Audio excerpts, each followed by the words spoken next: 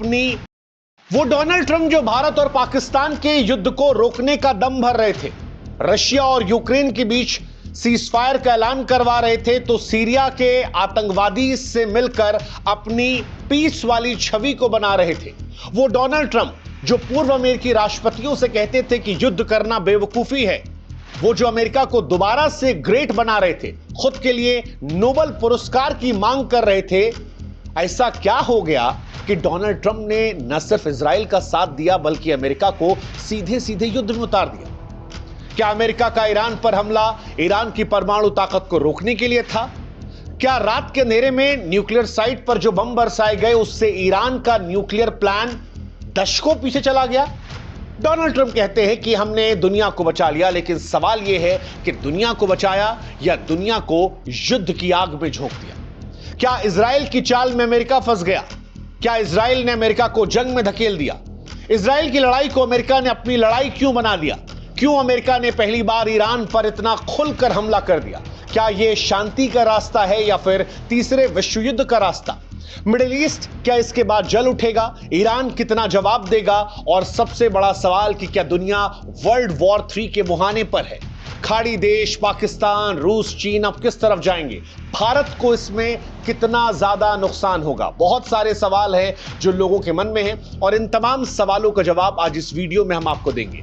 हम आपको बताएंगे कि ईरान पर हमला कैसे किया गया, किस तरह से किया गया, कितना नुकसान हुआ, कितनी कामयाबी मिली, कैसे यहां पर ट्रंप का नजरिया जो है वो बदल गया, पाकिस्तान की डबल मुश्किलें क्या हैं, भारत समेत पाकिस्तान कैसे फिलहाल दो राहे पर हैं, और इजराइल अमेरिका का सहयोगी है या इजराइल के हाथ में ये रिमोट कंट्रोल है जिसके सहारे अमेरिका ये सब कुछ कर रहा है। ये सब कुछ आपको बताएंगे, लेकिन सबसे पहले बताएंगे कि हुआ क्या था, क्योंकि 22 जून को जो कुछ हुआ वो दुनिया को हैरान करने वाला था।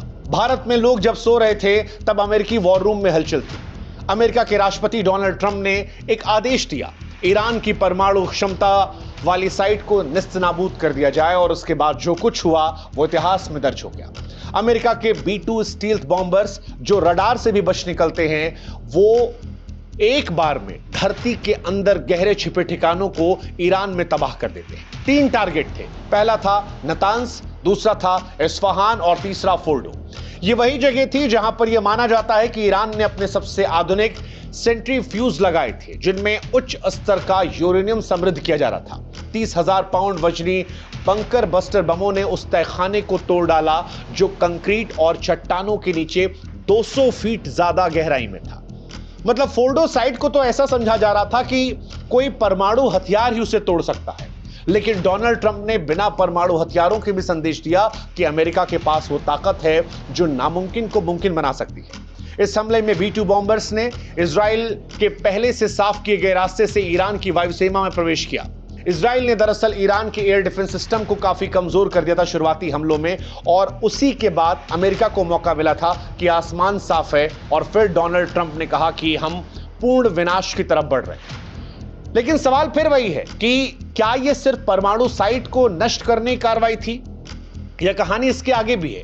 सवाल यह भी कि वो कौन सा हथियार है जिसने जमीन के अंदर 200 फीट जाकर निस्तनाबूद कर दिया उन ठिकानों को? तो यह जहाज है अमेरिका का B-2 स्टील्थ बॉम्बर। कहा जाता है इसे रडार भी नहीं पकड़ सकता। यह विमान खासतौर पर रूस के खिलाफ बनाया गया था। फिलहाल अमेरिका के पास 20 B-2 है और अमेरिका ने आज तक किसी भी देश को यह बेचा नहीं है। यह इकलौता विमान है जो 30,000 पाउंड के बंकर बस्टर बम दाग सकता है, 200 फीट गहरी जमीन में घुसकर धमाका कर सकता है। अमेरिका ने खासतौर पर इसे ईरान और उत्तर कोरिया के अंडरग्राउंड बंकरों के लिए बनाया था, और अब ईरान पर इससे हमला कर दिया है। अब सवाल है कि हमले से कितना नुकसान हुआ, कितनी कामयाबी? तो अमेरिका का यह दावा है कि ईरान का जो परमाणु कार्यक्रम है वो अब 10-15 साल पीछे चला गया। अमेरिका यह दावा कर रहा है कि हमला सटीक है। फोर्डो जो पहाड़ियों की गहराई में थी वो मलबे में तब्दील हो चुकी है। नतांज से लेकर इस्फहान जो है वहां मशीनें खाक हो चुकी हैं। न्यूयॉर्क टाइम्स ने खबर भी छापी कि B-2 बॉम्बर्स ने फोर्डो पर दर्जनों बंकर बस्टर बम गिराए। हालांकि ईरान साफ साफ कह रहा है कि यह हमला उसे कमजोर नहीं करेगा। ईरान कह रहा है कि अमेरिका ने दुनिया को बेवकूफ बनाया है क्योंकि जिस साइट पर हमला किया गया वहां से कोई रेडिएशन लीक नहीं हो रही थी। ईरान यह दावा कर रहा है कि उसका समृद्ध यूरेनियम पहले से ही सुरक्षित जगह पर था।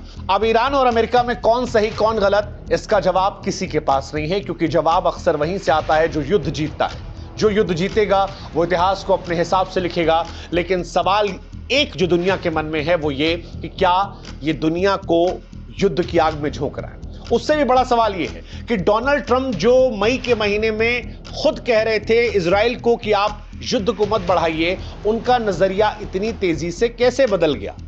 डोनाल्ड ट्रंप क्योंकि पहले ये मान रहे थे कि बातचीत से हल निकलेगा, उन्होंने बार बार कहा था कि अमेरिका को वो युद्ध में झोंकना नहीं चाहते, फिर वो पलटे कैसे। इसको लेकर जो इनसाइडर कहानियां आती हैं उसके मुताबिक डोनाल्ड ट्रंप को नेतन्याहू ने स्पष्ट कर दिया था इजराइल की तरफ से कि वो नहीं रुकेंगे। इजराइल ने शुरुआत में ईरान में जो हमले किए उसने काफी तबाही मचाई। माना जा रहा है कि वो तबाही देखकर डोनाल्ड ट्रंप को लगा कि क्रेडिट उनके हिस्से से चला जाएगा और इसी को लेकर डोनाल्ड ट्रंप ने फॉक्स न्यूज पर यह दावा किया था कि दुनिया नहीं जानती लेकिन इस ऑपरेशन में उनकी भूमिका भी बहुत बड़ी है। और इसी के बाद उन्होंने खुलकर इजराइल का साथ देना शुरू किया।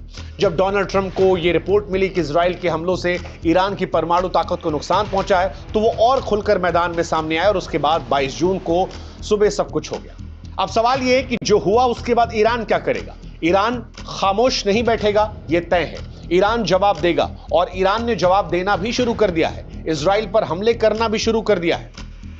ईरान के सुप्रीम लीडर अयातुल्ला खमेनी ने साफ किया है कि यह हमला अमेरिका और इजराइल के लिए भारी पड़ेगा। जवाब सिर्फ सैन्य नहीं बल्कि रणनीतिक भी होगा। इसकी शुरुआत भी हुई है। ईरान ने ऑपरेशन टू प्रॉमिस 3 के तहत इजराइल के कई शहरों पर मिसाइल दाग दी है, लेकिन यह सिर्फ शुरुआत है। खुफिया रिपोर्ट्स कहती हैं कि ईरान के जो प्रॉक्सी ग्रुप्स हैं यानी हिजबुल्ला, हुती और मिलिशिया, उनको भी एक्टिव किया गया है और इसके साथ ही उस जगह को बंद कर दिया जा रहा है जहां से दुनिया का 20% तेल गुजरता है। अगर यह रास्ता बंद होता है तो यह माना जा रहा है कि दुनिया की अर्थव्यवस्था हिल जाएगी, तेल की कीमतें आसमान को छू जाएंगी, भारत जैसे देशों में तेल का संकट जो है वो आ जाएगा। ईरान के पास अभी भी मिसाइल है, ड्रोन है, कुछ गुप्त परमाणु ठिकाने बचे हैं। ईरान बदला लेगा नहीं लेगा, ईरान गुस्से में रिएक्ट करेगा या ईरान समझदारी से लड़ेगा, ईरान के साथ कौन आएगा, ये अभी रहस्यों में भरा पड़ा है। लेकिन अमेरिका और ईरान की दुश्मनी अब स्पष्ट तौर पर आ गई। वो दुश्मनी जिसकी शुरुआत 1953 में हुई थी। आप